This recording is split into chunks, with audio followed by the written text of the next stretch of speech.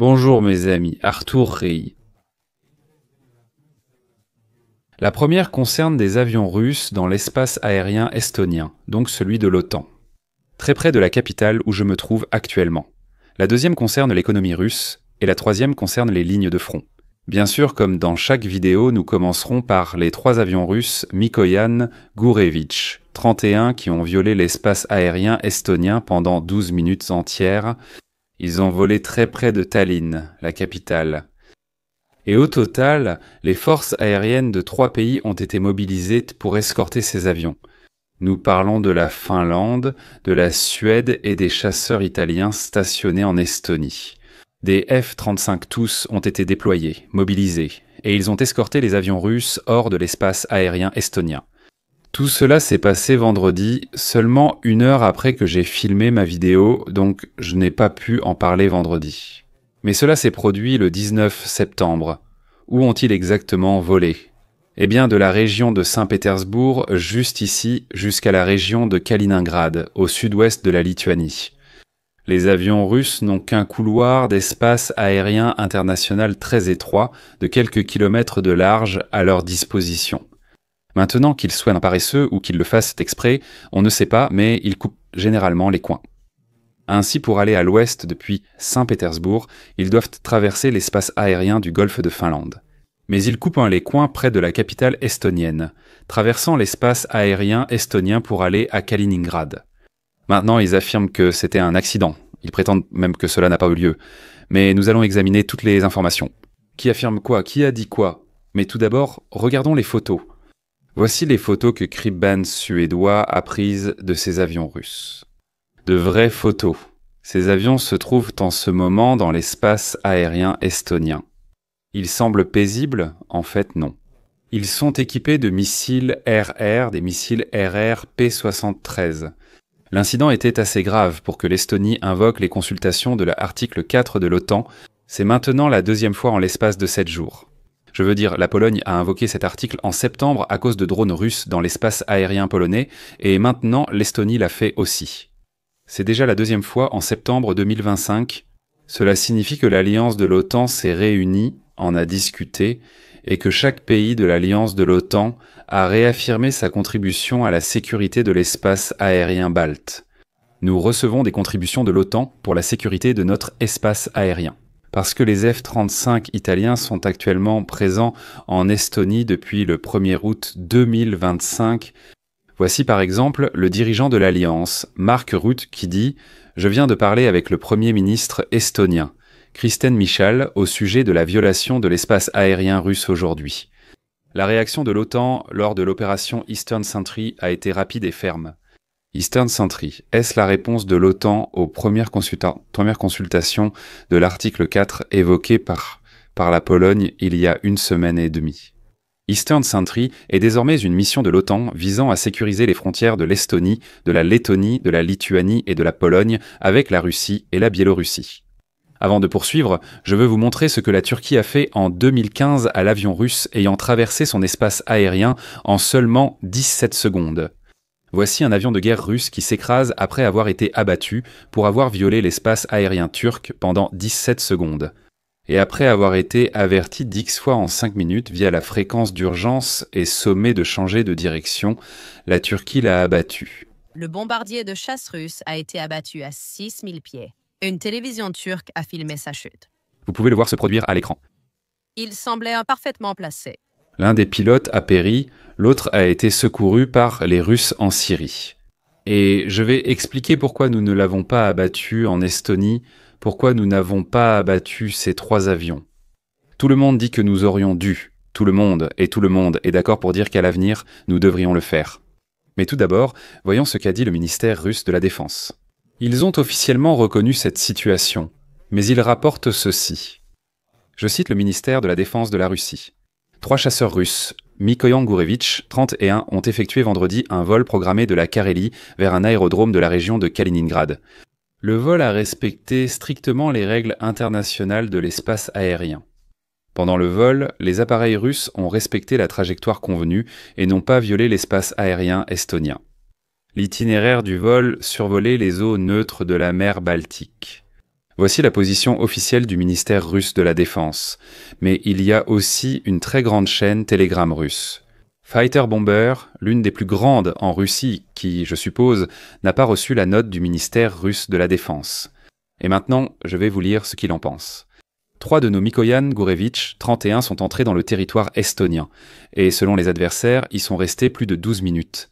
Si j'ai bien compris, c'était ce fameux couloir au-dessus de la Baltique, où la distance d'une frontière à l'autre n'est littéralement que de quelques kilomètres. Et tout au long de l'histoire des vols, ces frontières d'eau sont violées presque en permanence.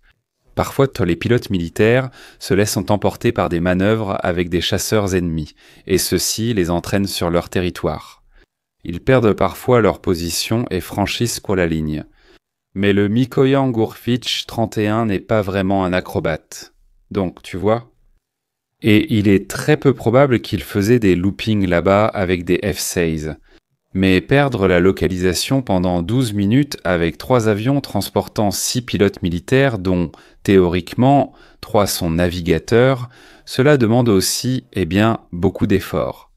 De toute façon, ils vont régler ça. Mais pour l'instant, ça sent les rattrapages et les réprimandes. Firebomber n'a visiblement pas eu la note du ministère de la Défense et affirme que c'est juste un moyen de gagner du temps pour rejoindre Kaliningrad plus rapidement sans respecter l'espace aérien estonien. Quelques heures après cet incident au-dessus de l'Estonie, 3 avions russes ont également survolé une plateforme pétrolière polonaise.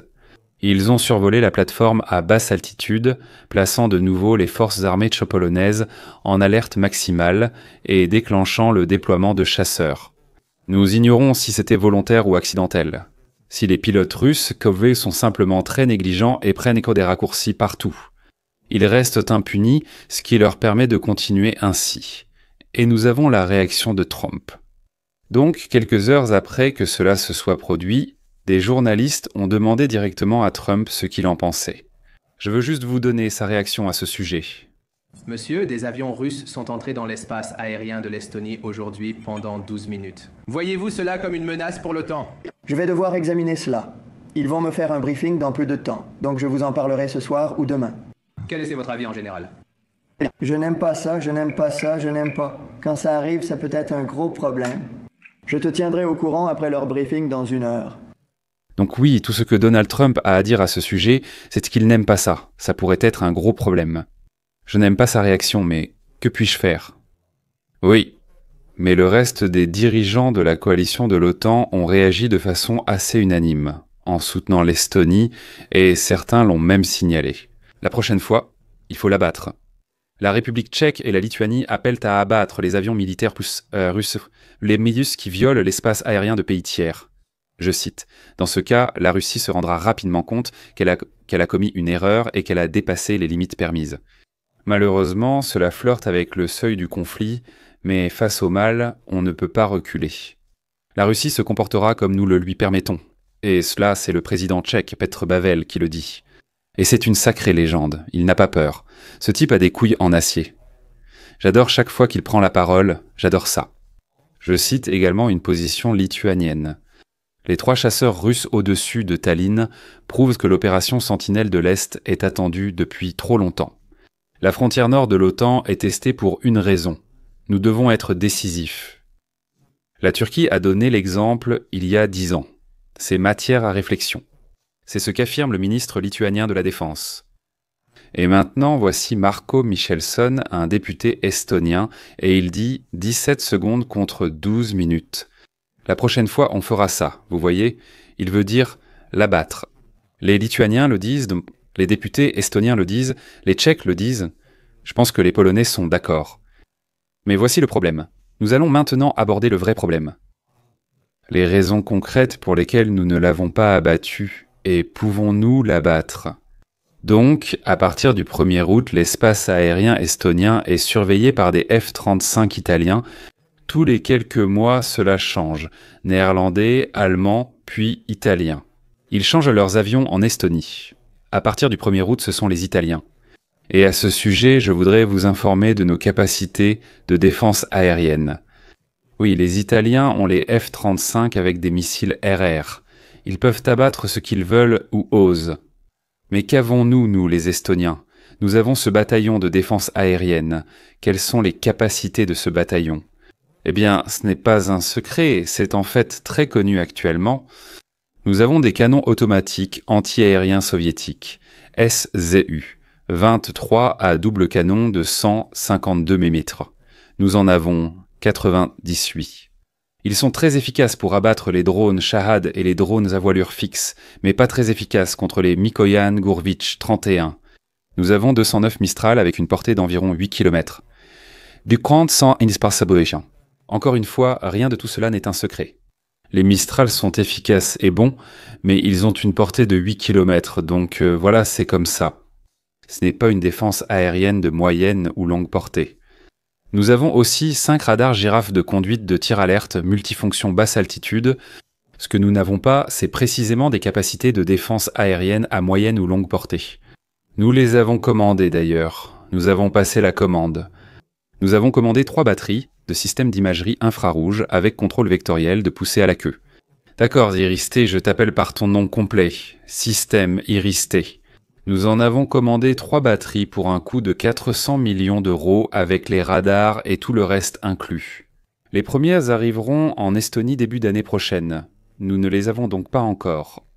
Donc ce que nous pourrions faire en ce moment, c'est abattre les avions russes avec des Mistral. C'est probablement le système d'armes utilisé, je doute qu'on les abatte. Avec tous les canons fabriqués en Union soviétique, avec des Mistral ayant une portée de 8 km, c'est très improbable. Nous n'allons pas faire ça.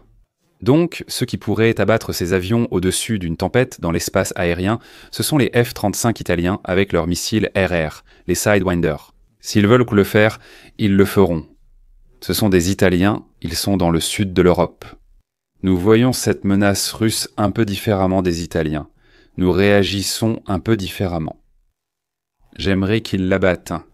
Si nous avions ces F-35, il n'y aurait aucun problème pour qu'un pilote estonien les abatte dès le départ. Mais encore une fois, ce sont les Italiens. Maintenant, je ne veux pas offenser tous les Italiens, mais je ne suis pas sûr que nous puissions les convaincre d'abattre les avions russes dans l'espace aérien estonien. J'aimerais voir cela arriver, mais maintenant, tu sais pourquoi cela n'a pas été abattu. Mais nous aurons l'Iris-T dans 6 à 8 mois, alors nous pourrons appuyer sur le bouton. Mais au final, cela signifie que la Pologne et la Roumanie, 2 pays dont l'espace aérien a été survolé par des drones russes ces 2 dernières semaines, envisagent maintenant d'abattre des drones russes au-dessus de l'espace aérien ukrainien. Ce qu'ils avaient nié auparavant. Je veux dire, l'Ukraine essaye de les convaincre de faire cela depuis toujours, mais maintenant ils acceptent de le faire. Et les détails sont en cours de discussion. Cela signifie que 2 pays de l'OTAN pourraient engager des drones russes au-dessus de l'Ukraine. C'est une très bonne nouvelle. Cela arrive car la Russie fait voler des drones au-dessus de la Pologne, de la Roumanie et des chasseurs au-dessus de l'Estonie. Donc il y a une accumulation de ces violations d'espaces aériens. Mais je veux vraiment savoir ce que vous en pensez. Je voulais juste vous informer de nos capacités de défense aérienne. Vous savez que les Italiens sont ici et que nous comptons beaucoup sur eux. Et s'il vous plaît, dites-moi ce que vous en pensez. Beaucoup demandent pourquoi ne les ont-ils pas abattus. Mais vous voyez maintenant que ce n'est pas si simple. C'est le pilote italien qui doit appuyer sur le bouton. Vous savez, dites-moi ce que vous pensez de cette situation. Nous attendons nos batteries de défense aérienne IR-IST. Mais maintenant, mes amis, j'ai un nouveau nom d'abonné mensuel Buy Me a Coffee. Un seul. Mais ce n'est pas le moindre. C'est juste un. Mais je suis content qu'on en ait un parce que dans certaines vidéos, on n'en a aucun. Yochen Vambach. C'est nom comme John, je veux dire, on dirait John Dennison. Mais si je le lis comme on le lit en Estonie, je dirais Yochen Vambach. Considère que ton nom a été écorché. Aussi, le meilleur commentaire de la dernière vidéo, qui est un commentaire très pertinent, a été fait par Lacrimae Mundi. En génie industriel et gestion de la chaîne d'approvisionnement, un principe clé est le principe de Pareto ou règle des 80-20. Cela signifie que 80% des résultats proviennent de 20% des ressources et inversement. Si 20% de la capacité de raffinage est indisponible, 80% de la chaîne d'approvisionnement sera affectée. Oui, pas étonnant qu'il y ait des pénuries de carburant et que les prix augmentent. On évoque la pénurie de carburant en Russie et 20% de la capacité de raffinage russe hors service. Pourquoi cela a-t-il autant d'effets ? Eh bien, c'est une transition parfaite vers la prochaine partie de cette vidéo qui concerne l'économie russe. Je vous apporte une liste. Voyez, voici la raffinerie de pétrole. Bingo. Vous avez tous les cartes en main et je sais que vous êtes prêts en compte. Vous êtes prêts à les cocher tout de suite. Eh bien, la Russie possède au total 46 raffineries de pétrole, ce qui est énorme comparé à n'importe quel autre pays au monde, et une capacité de raffinage de 3169 millions de tonnes par an. Comparaison, la Roumanie, l'Allemagne, l'Italie, l'Autriche, la France. Et même si vous ajoutez le Royaume-Uni à cela, vous obtenez alors une capacité équivalente. Vous devez y ajouter la majorité des capacités de l'Union européenne. Ensuite, vous l'égalez. Maintenant, sur ces 46 raffineries, 19 ont été touchées et beaucoup d'entre elles plusieurs fois. Comme vous le voyez, la plupart des grandes ont été touchées. La raffinerie de Ryazan a été touchée, Kronqua, 7 fois, et la raffinerie de Volgograd a aussi été touchée environ 10 fois. Vous pouvez voir les dates ici. Ces grosses installations sont frappées encore et encore parce qu'il faut de nombreuses frappes pour détruire ces zones immenses. Elles sont grandes. Et juste pour illustrer avec des cartes, à chaque fois que j'ai une nouvelle carte pour vous, parce qu'ils en créent peu de nouvelles, je vous les montrerai. Regardez Avgust, qui est le 11 août, atteint Sentiabre le 15 septembre. Il atteint déjà le 20 septembre et bat les records. D'ici le 1er octobre, je pense que cela pourrait atteindre 20 frappes. C'est juste pour vous illustrer que c'est une stratégie ukrainienne très directe. Voilà ce qu'ils font, ils s'attaquent aux moyens russes de gagner de l'argent. Et comment cela se manifeste-t-il en Russie? Nous avons encore une vidéo parfaite pour vous, vous en avez déjà vu beaucoup. Des stations-service en Russie affichent des zéros. Les zéros signifient pas d'essence, pas de diesel, pas de 95, pas de 92, rien du tout. C'est parti, on ne peut pas en acheter parce qu'il n'y en a tout simplement pas. C'est parti, et c'est un spectacle magnifique. Ces zéros sur ces tableaux de prix nous montrent exactement comment les sanctions ukrainiennes fonctionnent.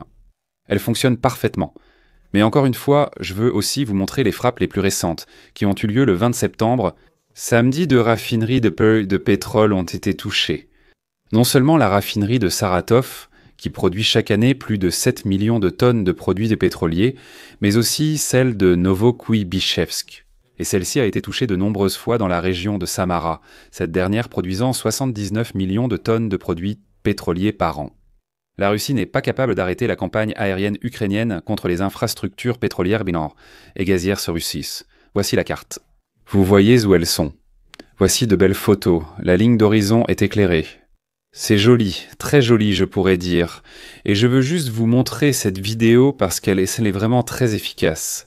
Ils écrivent non ce qu'ils veulent sur les drones qu'ils envoient tous les 2 soirs. Il y a plein de messages à envoyer à la Russie.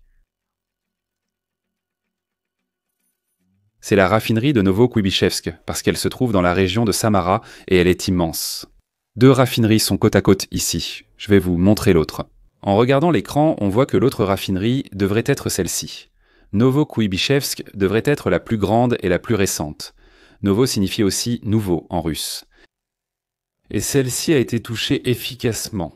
Je vais accélérer la vidéo. Voici la raffinerie de Saratov. Encore touchée. Les plus récentes, à rayer sur votre grille de bingo. Pour continuer sur le sujet de l'économie russe, je prends cette information directement du Moscow Times, car ce sont eux-mêmes qui en parlent. Et, je cite, « Il y a des contraintes budgétaires. » Oh non, de quoi parlent-ils? Rosavtodor a annoncé qu'il fallait rendre toutes les routes russes payantes, donc il faudra payer. Vous savez, comme sur la photo, il faut payer. Acheter un ticket pour rouler sur les routes, pour utiliser les routes. Mais pourquoi? L'initiative est discutée sur fond de forte baisse du financement du secteur routier. Selon le service Contour Sakutki, les dépenses routières ont chuté de 11% pour atteindre 102 000 milliards de roubles entre janvier et août 2025.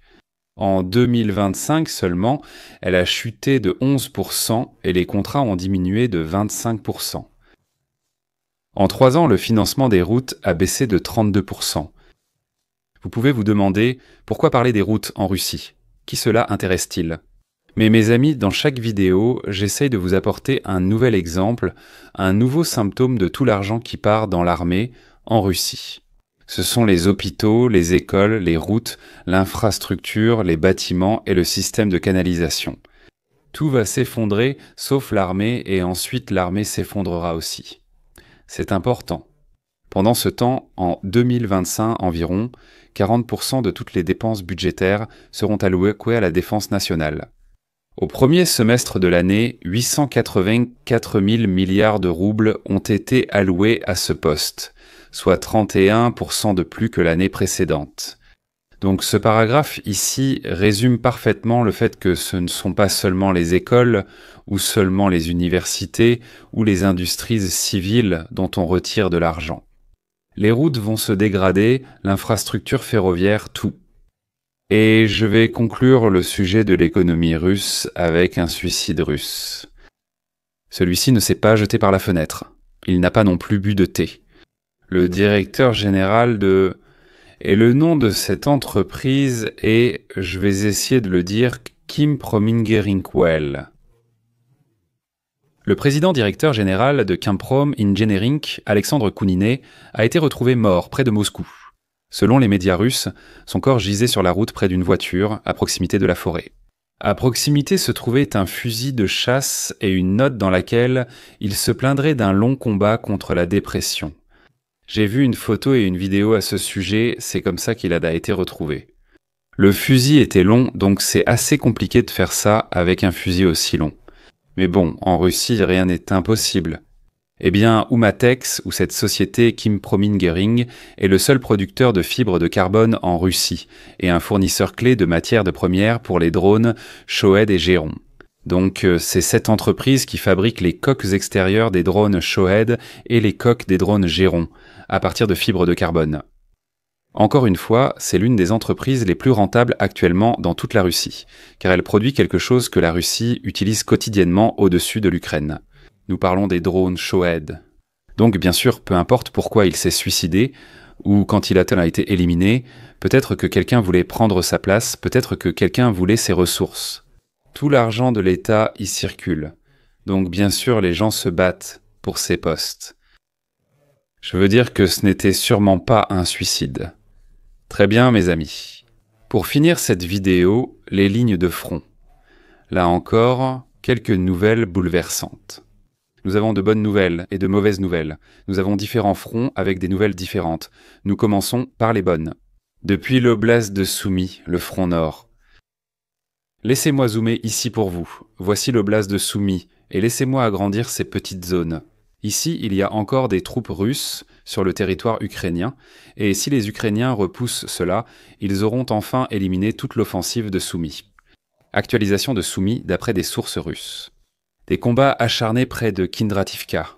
Je veux vous montrer où se trouve Kindrativka, cette localité juste ici. Les marines de la 810e se battent dans les lignes d'arbres près du réservoir, s'affrontant dans des combats rapprochés brutaux. À Oleksivka, le 30e régiment russe est toujours envoyé et subit de lourdes pertes, sans résultat notable. À Yunakivka, plusieurs bataillons russes tiennent à peine la ligne, repoussant leurs limites. Maintenant, le 30e régiment à Alexioka, souvenez-vous-en, car c'est important. Oleksivka, là où se trouve le 30e régiment russe, et j'ai des anecdotes à partager sur ce régiment dans un instant. Selon le rapport d'Alexeyevka, le 30e régiment russe présente les mêmes défaillances que j'ai observées dans des unités mal commandées durant ma carrière. Une interception radio, un trafic radio a été capté à l'intérieur du 30e régiment russe, et d'après cette conversation verbale entre les soldats de ce régiment, ce rapport est sorti. Et c'est plutôt croustillant, le trafic radio donne le ton. Des soldats confus quant à la maison à attaquer, prenant de mauvais chemins, se disputant sur la navigation. Dans n'importe quelle armée professionnelle, ce genre de bavardage signifie une chose. Aucune répétition de mission, pas de carte claire, aucun contrôle du commandement. C'est le chaos, pas une manœuvre coordonnée. Et c'était vraiment le cas, je veux dire, on pouvait entendre les soldats russes qui observaient sur l'image du drone placé au-dessus des soldats. Ils disaient « à gauche non, à droite ce n'est pas la bonne maison ». Ce type de discussion ne devrait pas exister. La planification opérationnelle manque, on envoie les hommes juste avec une consigne. Allez là-bas. Et c'est ce qu'on pouvait réellement entendre à la radio. Interception. Sous des cieux contrôlés par drones et artillerie, ce n'est pas un plan de combat, mais de la négligence. Selon mon expérience, les unités se déplaçant ainsi ne subissent pas seulement des pertes, elles se désintègrent avant d'atteindre la ligne. Les chiffres le prouvent. Une compagnie de 45 hommes est entrée le 25 août, eh bien 45 ils veulent dire plutôt une section et demie. En quelques jours, il n'en restait plus que 2 à leur poste. 6 blessés ont été évacués, improbablement tués, les autres isolés ou portés disparus. La plupart n'ont même jamais atteint la lisière du village. J'ai déjà vu l'usure détruire des unités, mais là ce n'est pas seulement de l'usure. C'est une défaillance du commandement, de la planification et de la discipline qui a anéanti une formation avant même que le contact ne soit maintenu. À mon avis professionnel, le 30e régiment n'est plus apte au combat. Ces bataillons ont perdu leur cohésion. Ces compagnies sont incapables d'exécuter des mouvements de base et son commandement s'est révélé incapable de contrôler les opérations. Conclusion, ce régiment s'effondre sous le poids de ses échecs. Ce que nous voyons à Alexevka n'est pas simplement une mauvaise journée au combat, c'est une unité qui se désagrège. Et tout cela se passe à Galaxevka, où la 30e est repoussée 1 à 1. La main-d'œuvre est poussée jusqu'à ce que tout le régiment soit inapte au combat. Avant Kindrativka et le réservoir, tu te souviens. Je l'ai mentionné dans le rapport, en parlant de ce réservoir d'eau juste ici. Et il y a quelques dernières unités russes avant ce réservoir d'eau sur ces 3 lignes. Et ce que font les Ukrainiens, c'est simplement les pilonner et les isoler jusqu'à ce que la voie de retraite soit coupée, parce qu'ils ne vont pas traverser à la nage. Probablement pas, donc oui, le processus d'élimination de ces unités sur ces 3 lignes est en cours en ce moment. Mais maintenant, mes amis, allons à Bakrovsk, où la situation pour les Russes est également mauvaise. Maintenant, la situation, comme je l'ai dit, mauvaise de nouvelles, bonne nouvelle. Je parlerai des mauvaises nouvelles dans la prochaine vidéo, cela vient de Kupiansk. Ici, les Russes avancent assez fortement dans la zone urbanisée. Je ne vais pas le faire dans cette vidéo parce que ce serait trop long, mais ce n'est pas bon pour l'Ukraine là-bas. Mais nous allons aller à Dobropilia, Pakrovsk juste ici, parce que là, les encerclements se manifestent vraiment. Nous recevons des mises à jour du front indiquant que les Ukrainiens ne poussent pas à l'ouest de Mayak comme ça, ni à l'est de Nikonarivka comme ça. Comme anticipé dans la vidéo précédente, nous recevons des mises à jour sur leur progrès. Les Ukrainiens avancent depuis le sud-est de Nikonarivka. Ils longent cette lisière de forêt juste ici jusqu'à Baïkivka. Je vais zoomer davantage car les combats ont lieu ici actuellement. Regardez ces 3 lignes, et les principaux combats en ce moment se déroulent le long de cette bande forestière juste à l'ouest de Baïkivka. Pourquoi est-ce important ? Parce que depuis Novodretska aussi, ils progressent vers cette même bande forestière. Ils essaient d'isoler cette route, de la couper complètement, puis d'encercler tout ce contingent ici. Pourquoi la percée russe a-t-elle eu lieu ici ? Pourquoi cette zone sous contrôle russe est-elle importante et pourquoi faut-il la couper ? Eh bien, toute cette zone est un terrain surélevé. Ici, c'est une vallée, ici, c'est une vallée, ici, c'est une vallée, ici, c'est un terrain surélevé et les Russes le contrôlent. Donc il faut couper l'accès, il faut les affamer, il faut les éliminer. Parce que s'ils s'étendent depuis cette zone, ils ont l'avantage de l'artillerie, ils ont l'avantage de la visibilité. Attaquer en montée reste difficile aujourd'hui. Et ce rapport vient des Ukrainiens, mais je vais aussi vous donner un rapport des Russes. C'est bien d'avoir les 2 points de vue. Cela donne une meilleure vision. Le blogueur militaire russe Anatoly Rodov confirme que la situation pour les forces russes dans la direction d'Aborapilia est devenue très difficile. Les troupes ukrainiennes mènent une contre-offensive depuis des semaines, et un groupe russe a déjà été encerclé. On parle également d'un 2e groupe. La pression sur ce secteur progresse effectivement avec succès pour l'Ukraine. Et cette zone jaune, ici même, c'est exactement là où je vous ai montré le point de connexion entre Novoderetsky et Nikonarivka. Je pense que dans les prochaines semaines, on pourrait même le voir signalé sur la carte. Ces cartes sont mises à jour lentement. Je veux dire, elles ne sont actualisées que lorsque tout est terminé et confirmé. Mais les combats ont lieu en ce moment juste ici, avec les forces ukrainiennes qui progressent dans cette zone jusqu'à cette bande forestière près de Novodretski. L'unité ukrainienne. Brimari, je ne sais pas comment dire ce mot. Désolé si je le prononce mal, mais ils ont publié une autre vidéo. Je suis sûr que tu la reconnais tout de suite. Ils ont même leur propre marque Brimari juste ici. En Crimée, Vendesson, ils ont détruit 3 Mi-8 et un complexe radar Nebo. Regardons simplement la vidéo parce que c'est vraiment agréable à regarder. Leurs images de drones sont visuellement plus divertissantes que celles des autres, ce qui me plaît. Vous pouvez en profiter aussi. C'est génial que ce drone vole en mode L-fixe, et on voit le suivant à l'écran. Ils volent ensemble. L'un est ici, l'autre là. Vous voyez 2 des suivants et un autre ici. Ils volent comme une bande d'oiseaux. Tout d'abord, la connexion avec l'hélicoptère 1000 Mi-88H a été coupée. 1000 Mi-88 juste ici. Le deuxième a été éliminé. Maintenant, connexion au système radar Nirba-U. Ils sont chers. Ils tournent bien, éliminés, et le troisième Mi-8 est en train d'être connecté en ce moment. Magnifique. Et voici une image satellite, quelques jours plus tard, montrant le Mi-8 brûlé qui n'a toujours pas été dégagé. C'est donc une manière très brève et visuellement attrayante pour les Ukrainiens de nous faire savoir cela. Ils ont éliminé 3 Mi-8 et un radar U à proximité en Crimée. En lien avec les lignes de front, la Russie a opéré un changement. Ils ont relevé un général et l'ont remplacé par un autre. Mais ce n'est pas n'importe quel général, c'est le général Alexandre Lopine. Il est le chef du groupe Nord depuis 2022. Avant cela, il était le chef du groupe Sever. Là où les forces ukrainiennes ont progressé de 1000 km² en une semaine, l'échec de la contre-offensive de Kursk est attribué à leur avancée rapide. Lopine, ce même homme, il a dirigé jusqu'à présent. Ce n'est que maintenant qu'il a été remplacé. Dans cette vidéo de 2022, quand les Russes se sont retirés et que les Ukrainiens ont fortement avancé. On voit Lopine, c'est en 2022 se retirer lui-même, guider les unités en arrière comme « Revenez, il faut qu'on se retire ». C'était une vidéo vraiment drôle à l'époque où les Russes fuyaient littéralement et on voyait le chef du groupe d'armée Nord guider la retraite de cette façon. C'était vraiment drôle à l'époque.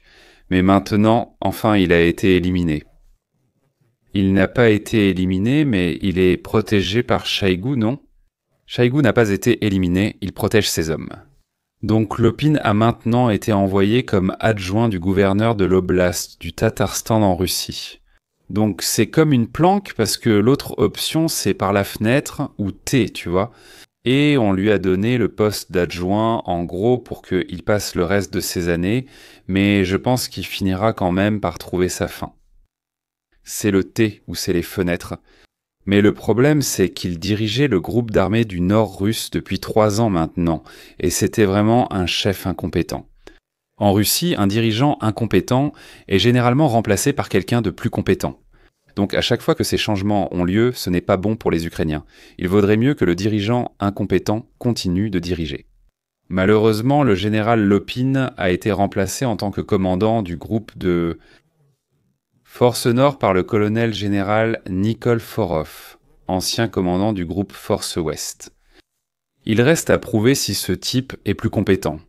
Il l'est probablement, car la peine était vraiment mauvaise. Je termine la vidéo d'aujourd'hui, mes amis. Rendez-vous mercredi pour la prochaine. Je vais encore évoquer l'économie russe, les lignes de front et leurs conséquences, ainsi que les consultations de l'article 4 de l'Estonie. Nous en saurons plus à ce moment-là. D'ici là, n'hésitez pas à vous abonner. Revenez, Slavo Ukrainia, et au revoir.